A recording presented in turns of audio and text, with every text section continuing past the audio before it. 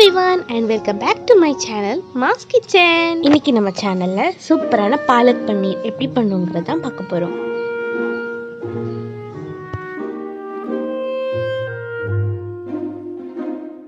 இந்த பாலக் பன்னீர் நம்ம ஜீரா ரைஸ், சப்பாத்தி, நான், பரோட்டா எல்லாத்துக்குமே சைடு டிஷ்ஷா வச்சு சாப்பிட்டா ரொம்ப சூப்பரா இருக்கும். சரி, இப்போ வாங்க நம்ம இந்த சூப்பரான பாலக் பன்னீர் எப்படி பண்ணுங்கறத பார்க்க போறோம். வீடியோக்குள்ளே போகிறதுக்கு முன்னாடி நம்ம சேனலை ஃபர்ஸ்ட் டைம் பார்க்குறவங்களா இருந்தால் மறக்காமல் நம்ம சேனலை சப்ஸ்கிரைப் பண்ணிக்கோங்க. கூடவே பக்கத்தில் இருக்க பெல் ஐக்கானை கிளிக் பண்ணிக்கோங்க. அப்போ தான் நம்ம போடுற வீடியோஸ் எல்லாம் இன்ஸ்டன்ட் நோட்டிஃபிகேஷனாக வரும். இப்போ வாங்க நம்ம சூப்பரான பாலக் பன்னீர் எப்படி செய்யணுங்கிறத பார்க்கலாம். பண்ணுறதுக்கு நான் இன்றைக்கி ஒரு கடாயில் 150 ml ஆஃப் வாட்டர் எடுத்திருக்கேன். அதில் கொஞ்சமாக உப்பு, கொஞ்சம் மஞ்சள் தூள் சேர்த்துருக்கேன். அதோட நான் ஒரு 2 கைப்பிடி அளவுக்கு பாலக் எடுத்திருக்கேன். பாலக் பன்னீருக்கு நிறையாவும் நம்ம பாலக்கீரை போடக்கூடாது. போட்டு அந்த டேஸ்ட் ரொம்ப கம்மியாயிடும். ஸோ அந்த பாலக்கீரை நல்லா கழுவி வச்சுருக்கோம் இல்லையா, அதை இதில் போட்டு லைட்டாக பிளான்ச் பண்ணி எடுத்துக்கலாம். ரொம்பவும் வேக வைக்கக்கூடாது. லைட்டாக வெந்ததுக்கப்புறம் சாஃப்டாக ஆகும் பார்த்தீங்களா, டெண்டரியாக. அந்த சிச்சுவேஷன் வரப்போ நம்ம கீரை எடுத்துடலாம். இப்போ இது ஓரளவுக்கு நல்லா வேகட்டும். Minimum 4 to 5 minutes. அதுக்கு மேலே கீரை வேக வைக்கக்கூடாது. ரொம்ப வேக வச்சோம்னா அந்த கீரையோட கலரும் போயிடும், அந்த டெக்ஸ்டரும் மாறிடும். இப்போ அது ஒரு 4 minutes to 5 minutes நல்லா வேகட்டும்.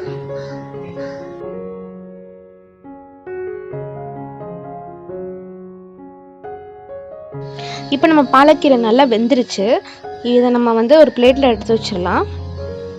எடுத்து வச்சு கொஞ்சம் லைட்டாக கூலான உடனே, ரொம்ப இல்லை, லைட்டாக கூலான உடனே நம்ம ஒரு பவுலில் நார்மல் டெம்பரேச்சரில் உள்ள வாட்டரில் நம்ம அதை கொஞ்சம் நேரம் சோக் பண்ண வைக்கலாம். அப்போ தான் அந்த கலர் ரீட்டைன் ஆகும். இப்போ அதை நம்ம ஃபுல்லாக எடுத்துடலாம்.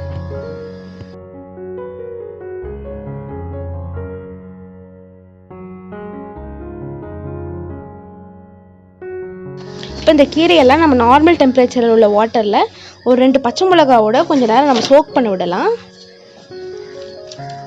உங்ககிட்ட 2 ஐஸ் கியூப் இருந்துச்சுன்னா நீங்கள் அது கூட சேர்த்து போட்டுக்கலாம். ஸோ தட் அந்த கலர் நல்லா கொஞ்சம் ரீட்டைன் ஆகும். நான் இன்றைக்கி 2 ஐஸ் கியூப் சேர்த்துக்கிறேன். ஒரு 2 minutes நல்லா சோக் ஆகட்டும். கீரை வேக வச்ச தண்ணியிலேயே நான் 2 வெங்காயம், 2 தக்காளி எல்லாத்தையுமே நம்ம நல்லா வேக வச்சுக்கலாம்.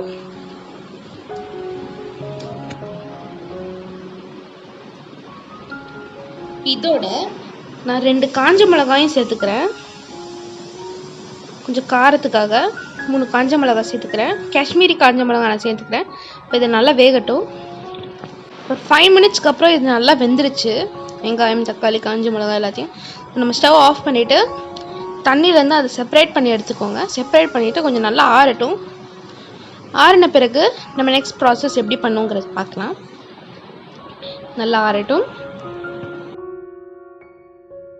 இப்போ நம்ம கோல்டு வாட்டரில் போட்ட கீரை, பச்சை மிளகாய் எல்லாமே நார்மலான டெம்பரேச்சருக்கு வந்துருச்சு. இப்போ இது எல்லாத்தையும் நம்ம ஒரு மிக்சரில் போட்டு நம்ம நல்லா பிளெண்ட் பண்ணி எடுத்துக்கலாம். நல்லா ஃபைன் பேஸ்ட்டாக பிளெண்ட் பண்ணி எடுத்துக்கலாம்.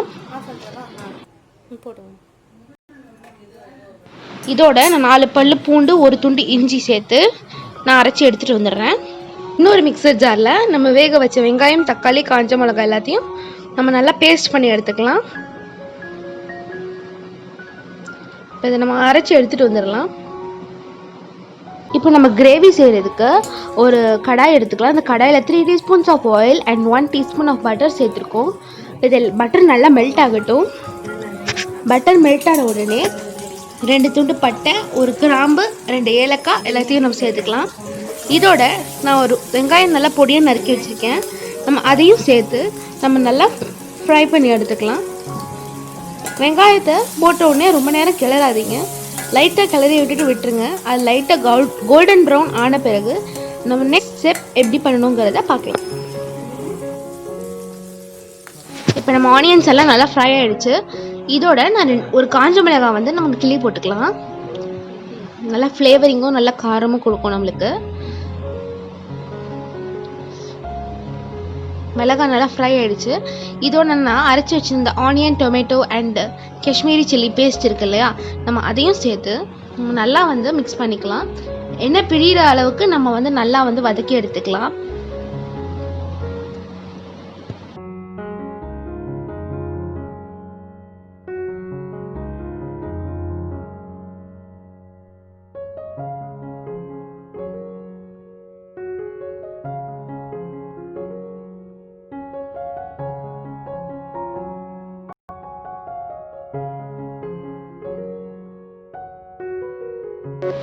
இப்போது நம்ம இந்த கிரேவிக்கு தேவையான மசாலா சேர்த்துக்கலாம். மசாலாவுக்கு நான் இன்றைக்கி 2 டீஸ்பூன் கொத்தமல்லி பொடி சேர்த்துக்கிறேன். நம்ம ஆல்ரெடி சில்லி பவுடர் சேர்த்ததுனால கொஞ்சமாக நம்ம சில்லி பவுடர் சேர்த்துக்கலாம். சேர்த்துட்டு நம்ம நல்லா மிக்ஸ் பண்ணிக்கலாம். சில்லி பவுடர் வேணும்னா நீங்கள் சேர்த்துக்கலாம், இல்லைனா ஆப்ஷனல் தான். நல்லா கொதிச்சு வரட்டும். 1/4 டீஸ்பூன் மஞ்சள் தூள் சேர்த்துக்கலாம். சேர்த்துட்டு நம்ம நல்லா மிக்ஸ் பண்ணிக்கலாம்.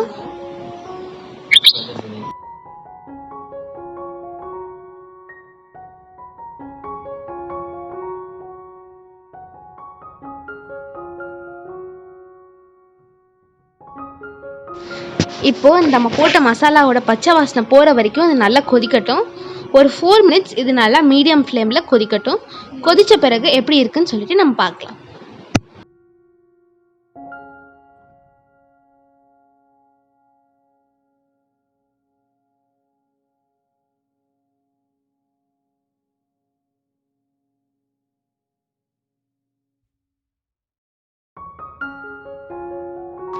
ஃபோர் மினிட்ஸ் கழிச்சு நம்மளோட கிரேவி வந்து நல்லா குக் ஆகிடுச்சு.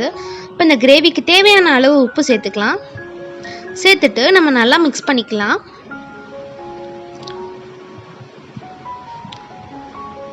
நீங்கள் வேக வைக்கும் போது உப்பு சேர்த்துருந்தீங்கன்னா அந்த உப்போட அளவு வந்து நீங்கள் வந்து கிரேவிக்கு உப்பு போடும்போது அட்ஜஸ்ட் பண்ணிக்கோங்க. நான் வேக வைக்கும் போது உப்பு சேர்க்கலை, அதனால நான் இப்போ தான் டைரெக்டாக உப்பு சேர்க்குறேன். நம்ம இதோட நம்ம வீட்டில் பண்ண ஹோம்மேட் மலாய் பன்னீர் வந்து நம்ம சேர்த்துக்கலாம். பன்னீர் எப்படி செய்யணுங்கிற வீடியோ வந்து நான் சீக்கிரமே அப்லோட் பண்ணுறேன். அந்த வீடியோ யாருக்கெல்லாம் வேணும்னு சொல்லிட்டு கமெண்ட் செக்ஷனில் வந்து கமெண்ட் பண்ணுங்கள்.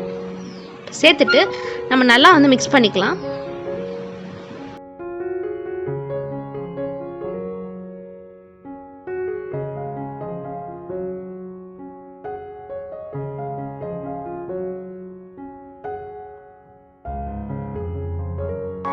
நம்ம ஆல்ரெடி பாயில் பண்ணி வச்சுருந்த ஒரு பொட்டேட்டோவை டைஸ் பண்ணி வச்சுருக்கோம், அதை நம்ம சேர்த்துக்கலாம். பொட்டேட்டோ சேர்த்துக்கிறது ஆப்ஷனல் தான். இந்த கிரேவிக்கு நல்ல ஒரு டேஸ்ட் கொடுக்கும். பொட்டேட்டோ சேர்த்தா வேணும்னா சேர்த்துக்கலாம், இல்லைனா சேர்த்துக்காம கூட இருக்கலாம். இப்போ பொட்டேட்டோ சேர்த்துட்டு நம்ம நல்லா வந்து மிக்ஸ் பண்ணிக்கலாம். பன்னீர் நம்ம வீட்டில் பண்ணதுனால ரொம்ப சாஃப்டாக இருக்குது. ஸோ இதோட நம்ம வந்து பாலக் வந்து அரைச்சி வச்சுருந்தோம் இல்லையா, நம்ம அதையும் சேர்த்துட்டு நம்ம நல்லா வந்து ஜென்டலாக மிக்ஸ் பண்ணிக்கலாம். பாருங்கள், நம்ம வந்து கூலான வாட்டரில் போட்டதுனால அந்த க்ரீன் கலர் எப்படி மெயின்டைன் ஆகுதுன்னு பார்த்தீங்களா? ஸோ இதுக்கு தான் நான் கூல் வாட்டரில் வந்து போட சொன்னேன். சேர்த்துட்டு நம்ம கொஞ்சம் கொஞ்சமாக நல்லா மிக்ஸ் பண்ணி விட்டுக்கலாம். இப்போ இந்த நேரத்துலேயே உப்பு, புளிப்பு, காரம் எல்லாம் இருக்கான்னு சொல்லிட்டு நீங்கள் வந்து டேஸ்ட் பண்ணி பார்த்துக்கோங்க. ஒரு இன்கேஸ் காரம் இல்லைன்னு ஃபீல் பண்ணிங்கன்னா நீங்கள் லைட்டாக ஒரு 1/2 டீஸ்பூன் சில்லி பவுடர் சேர்த்துக்கலாம். இப்போ இது கிரேவி கன்சிஸ்டன்சி மெயின்டைன் பண்ணுறதுக்கு நம்ம வேக வச்ச வாட்டர் இருந்துச்சு இல்லையா, ஸ்டாக் வாட்டர், நம்ம அதையும் சேர்த்துட்டு நம்ம நல்லா மிக்ஸ் பண்ணிக்கலாம். பாலக் பேஸ்ட் போட்ட பிறகு ஒரு 3 மினிட்ஸ் to 4 மினிட்ஸ் கொஞ்சம் அது நல்லா குக் ஆகட்டும். அப்போ தான் அந்த மசாலா அதுவும் மிக்ஸ் ஆகும். இப்போ ஒரு டேஸ்ட் என்ஹான்ஸ்மெண்ட்டுக்கு நான் ஒரு 1/2 டீஸ்பூன் ஆஃப் சுகர் சேர்த்துக்கிறேன். ஒரு நல்ல டேஸ்ட் கொடுக்கும் கிரேவிக்கு. சேர்த்துட்டு நம்ம நல்லா மிக்ஸ் பண்ணிக்கலாம். கீரையிலேயே வந்து பாலக்கீரையிலே பொதுவாகவே ஸ்வீட்னஸ் இருக்கும். இன்னும் கொஞ்சம் கூடுதலான டேஸ்ட் கொடுக்கறதுக்கு நம்ம 1/2 டீஸ்பூன் சுகர் சேர்த்துக்கலாம். நீங்கள் வேணாம்னு நினச்சிங்கன்னா நீங்கள் சேர்த்துக்க வேண்டாம். கொஞ்ச நேரம் நல்லா கொதிக்கட்டும். அண்ட் அவ்வளோதான், நம்மளுடைய சூப்பரான பாலக் பன்னீர் ரெடி ஆகிடுச்சு. இது நீங்கள் ஜீரா ரைஸ், சப்பாத்தி அண்ட் பரோட்டா, நான் எல்லாத்தோடையும் சர்வ் பண்ணலாம். ரொம்ப டேஸ்ட் சூப்பராக இருக்கும். இந்த வீடியோ உங்களுக்கு கண்டிப்பாக பிடிச்சிருக்குன்னு நான் நினைக்கிறேன். இந்த ரெசிபி உங்களுக்கு பிடிச்சிருந்துச்சுன்னா மறக்காமல் நம்ம சேனலை சப்ஸ்கிரைப் பண்ணிக்கோங்க. கூடவே பக்கத்தில் இருக்க பெல் ஐக்கானை கிளிக் பண்ணிக்கோங்க. அப்போ தான் நம்ம போடுற வீடியோஸ் எல்லாம் இன்ஸ்டன்ட் நோட்டிஃபிகேஷனாக வரும். See you soon in the next video. Until then, bye. Thanks for watching and don't forget to subscribe to my channel. Bye.